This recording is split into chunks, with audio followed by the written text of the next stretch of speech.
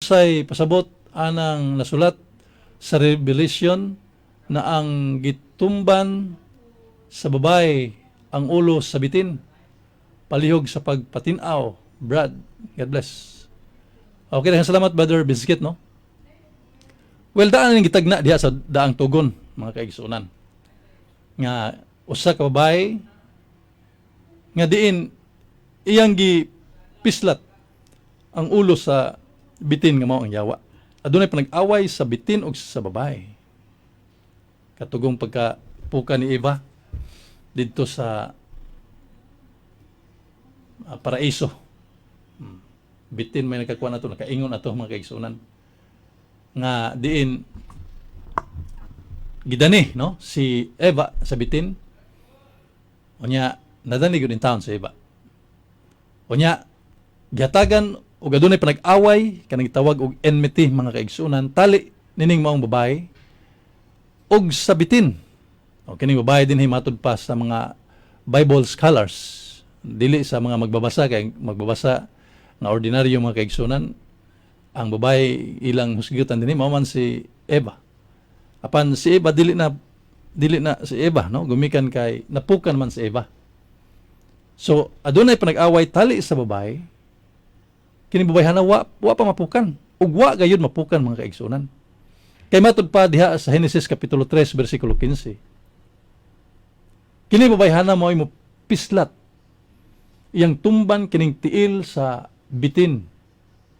Kining bitin mao ang yawa.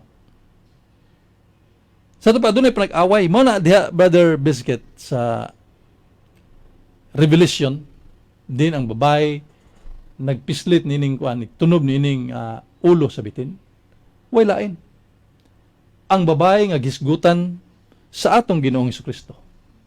Sa kanunay atong madungog motawag ang atong Ginoong Hesukristo ngadto siyang mama.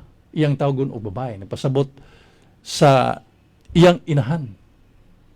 Ang babae nga iyang gipili sa wala pa gani siyang magpagkatao. Nga maoy mahimong inahan sa Dios nga munganis kalibutan. Sa dang tugon diha sa Isaiah kapitulo 7 bersikulo 14, daan ang gisgutan mga kaigsunan nga kining maong babayhana mao ang mamahimong inahan sa Emmanuel. Buti pasabot sa Emmanuel ang Dios aniya mapuyo-uban kanato. Ug katumanan kana mao ang mahal nga Birheng Maria. Sumala sa San Mateo kapitulo 1 bersikulo 18 hangtod 23.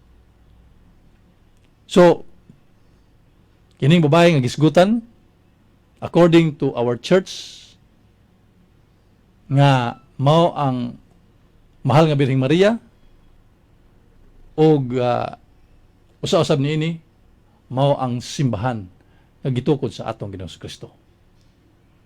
So kining maong babae atong balikon mao ang mahal nga Birheng Maria. Din makita nato sa mga larawan diya sa simbahan nga nagtunob sa ulo sa bitin. Ug ang simbahan usab nga mao ang gitukod sa atong Ginoong Kristo. Diin mao ang nagbandilyo mahitungod sa kaluwasan sa mga katawhan. Pinaagi sa kamatayon sa atong Ginoong Kristo didto sa krus mga kaigsunan. Din ang atong Ginoong Kristo nagtukod og simbahan nga kining maong simbahana usa ra gyud ug hangtod karon mga kaigsunan sa kanunay ginalutos. O kinsa naglutos niini atong balikon? Ang mga lutos niini mga kaigsunan ang mga antikristo. Kinsa man ning sakop kining mga antikristo, kining mga lulutos mga kaigsunan. Way lain. Kadto nang hisgutan tali sa babae o sa bitin. Mao na nga di tang padaog, no? Di tang padaog sa kining mga atake sa yawa mga kaigsunan. Kay lagi kining tanan gihisgutan sa balaang kasulatan, ang kita lang we have to be prudent with our faith. Daghan kayo nga pukan mga kaigsunan sa pagtuo. Ug nagtuo sila nga diha sa ilang gibarugan karon, sila'y tinuod apan usa ka na ka sumpaki tungod kay usa laman ka simbahan ang gitukod sa atong Ginoong Kristo dili daghan. Mao nga